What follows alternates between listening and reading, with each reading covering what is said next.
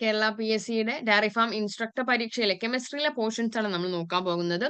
The first topic is discovery of subatomic particles.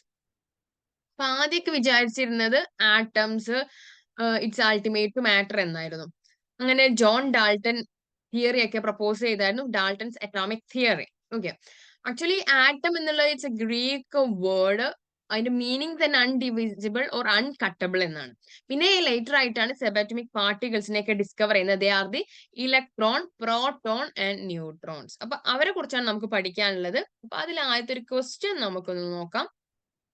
Who discovered or calculated the charge of electron? Options: Rutherford, J.J. Thomson, R.A. Millikan, James Chadwick. അപ്പൊ ഈ ഒരു discovery of subatomic പാർട്ടിക്കിൾസിൽ നമുക്ക് 4 സയന്റിസ്റ്റുകളും പിന്നെ ഇവരുടെ ഡിസ്കവറീസും പഠിച്ച ഈ ഒരു ടോപ്പിക് കംപ്ലീറ്റ് ആവും. ഓക്കെ, അപ്പൊ ഈ ഒരു ഏരിയ പഠിക്കാൻ ഞാൻ യൂസ് ചെയ്യുന്ന ഒരു കോഡാണ് this pen RTC. P for proton, E for electron, N for neutron. പ്രോട്ടോണിന്റെ ചാർജ് എന്താണ്? Positive charge. Proton positive, 2 pp. Proton positive. Then ഇലക്ട്രോൺസിന്റെ ചാർജ് എന്താണ്? Negative charge. ന്യൂട്രോൺസിന്റെ ചാർജ് എന്താണ്? Neutral charge or zero charge. Okay, ഇതാണ് ഇതിന്റെ charge. ഇനി ഇവരുടെ സയന്റിസ്റ്റുകളുടെ പേരെന്താണ്? പി. പ്രോട്ടോൺ ആരാണ് ഡിസ്കവർ ചെയ്തത്? Rutherford. R for Rutherford. Electron discover ചെയ്തത് J.J. തോംസൺ. ന്യൂട്രോൺസ് ഡിസ്കവർ ചെയ്തത് ജെയിംസ് ചാഡ്വിക്. ഓക്കെ, അപ്പൊ ഈ പെൻ RTC ഓർത്താൽ ഈ ഒരു ഏരിയ കംപ്ലീറ്റ് ആയി. Proton, electron, neutron. സയന്റിസ്റ്റുകളുടെ പേര് കൂടെ നോക്കാം. പ്രോട്ടോൺ ഫോർ റുദർഫോർഡ്, ഇലക്ട്രോൺ കണ്ടുപിടിച്ചത് തോംസൺ, ന്യൂട്രോൺ ചാഡ്വിക്.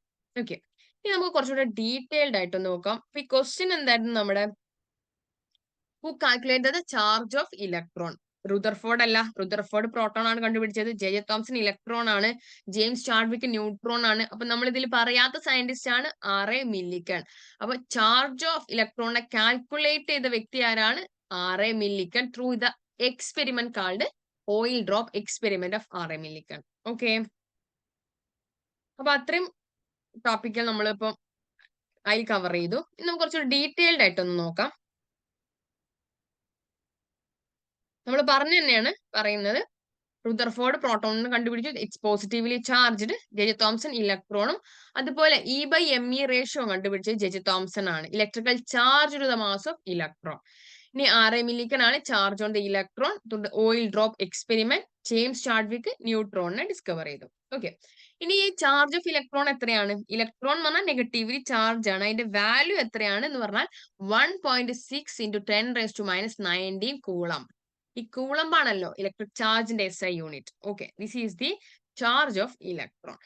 ഇനി ഈ റുദർഫോർഡും തോംസൺ ഒക്കെ ഈ പ്രോട്ടോണിനും ഇലക്ട്രോണിനൊക്കെ ഇവർ കണ്ടുപിടിക്കുന്നത് through the cathode ray discharge tube experiment വഴിയാണ്. അപ്പൊ അതുകൂടെ നമ്മൾ നോക്കണം.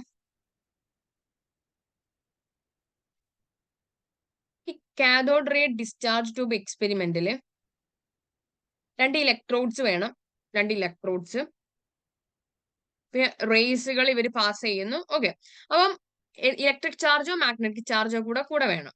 അങ്ങനെ ഇലക്ട്രിക് ചാർജോ മാഗ്നറ്റിക് ചാർജോ ഉണ്ടാവുമ്പോൾ ഈ ഒരു റേസുകള്, ഇപ്പൊ ഈ ഒരു റേസ്, ആ റേസിൽ പോസിറ്റീവ്ലി ചാർജ്ഡ് പാർട്ടിക്കിൾസ് ആണുണ്ടെങ്കിൽ അത് എന്തിലോട്ട് മൂവും? നെഗറ്റീവ്ലി ചാർജ് ഇലക്ട്രോണിലോട്ട്സ് ആണ് മൂവ് ചെയ്യുക. ഓക്കെ, ഇഫ് ആ റേസിന് നെഗറ്റീവ്ലി ചാർജ് പാർട്ടിക്കിൾസ് ആണെങ്കിൽ അത് മൂവ് ചെയ്യുക എങ്ങോട്ടാണ്? പോസിറ്റീവ്ലി ചാർജ്ഡ് ഇലക്ട്രോഡ്സിലോട്ടാണ്. നമ്മൾ പഠിച്ചിട്ടുണ്ട് opposite charges are attract each other അല്ലെ? പ്ലസും മൈനസ് ചാർജുകളാണ് അട്രാക്ട് ഈച്ച് അതർ. അതാണ് ഇവിടെ നടക്കുന്നത്. അപ്പൊ റേസിന് ഏതാണ് ആ ചാർജ്? ആ ചാർജിന്റെ ഓപ്പോസിറ്റ് ഇലക്ട്രോഡിലോട്ടാണ് അത് മൂവ് ചെയ്യുക.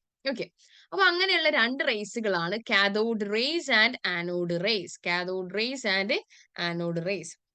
ഇവർക്ക് പേര് കൊടുത്തിട്ടുള്ളത് അവർ എവിടെ നിന്നാണോ മൂവ് ചെയ്യുന്നത് അതാണ് പേര്. ഓക്കെ, അപ്പൊ കാഥോഡ് റേ എന്ന് പറഞ്ഞാൽ അത് move from cathode to anode. അപ്പൊ ആനോഡ് റേ എന്താണ്? That move from anode to cathode. അപ്പൊ ഈ ഒരു പോയിന്റ് ഒറ്റയ്ക്ക് കിട്ടിയില്ലേ? ഓക്കെ, കാഥോഡ് റേയും ആനോഡ് റേയും പേര് എവിടെ നിന്നാണ് അവർ മൂവ് ചെയ്യുന്നത് അതാണ് അവർക്ക് പേര് കൊടുത്തത്.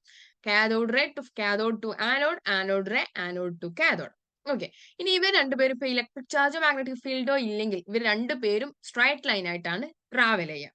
ഓക്കെ, ഇനി കാഥോഡ് റേസിലാണ് എന്തുള്ളത്? നെഗറ്റീവ്ലി ചാർജ്ഡ് പാർട്ടിക്കിൾസ് ഉള്ളത്. ഏതാണ് negatively charged particle? Subatomic particle, that is electron.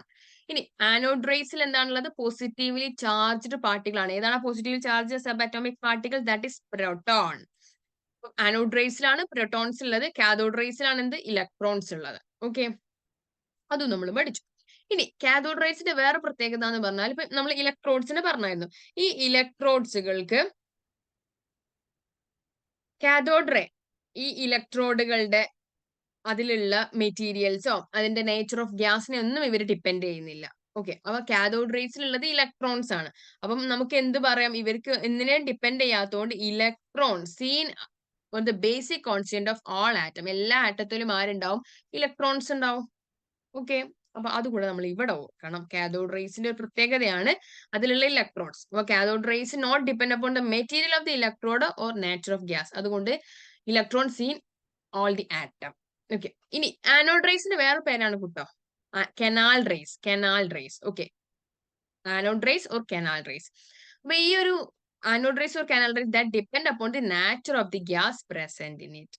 Okay, ഇത്രയും കാര്യങ്ങൾ നമ്മൾ ഇവിടെ ഓർക്കുക. ഇതാണ് ഡിസ്കവറി ഓഫ് സബാറ്റോമിക് പാർട്ടിക്കിൾസിൽ പഠിക്കാനുള്ളത്. ഇനി നമുക്ക് ഇതിൽ നിന്ന് വരാവുന്ന ഒരു ക്വസ്റ്റ്യൻ എന്ന് പറഞ്ഞാല് which of the following statement is not correct about the characteristics of cathode rays? അപ്പൊ നമ്മൾ രണ്ട് റേസ് പഠിച്ചായിരുന്നു, cathode rays or canal rays or anode rays അല്ലെ. First option they start from cathode and move towards anode. Then അടുത്ത option characteristics of cathode ray do not depend upon the material of the electron in the cathode ray tube. Third option, they travel in a straight line in the absence of external electrical or magnetic field. Next option, characteristics of a cathode ray depend upon the nature of the gas in the cathode ray tube. ഇതിൽ ഏതാണ് answer എന്നുള്ളത് ഒന്ന് comment ചെയ്യൂ കേട്ടോ. Okay, thank you.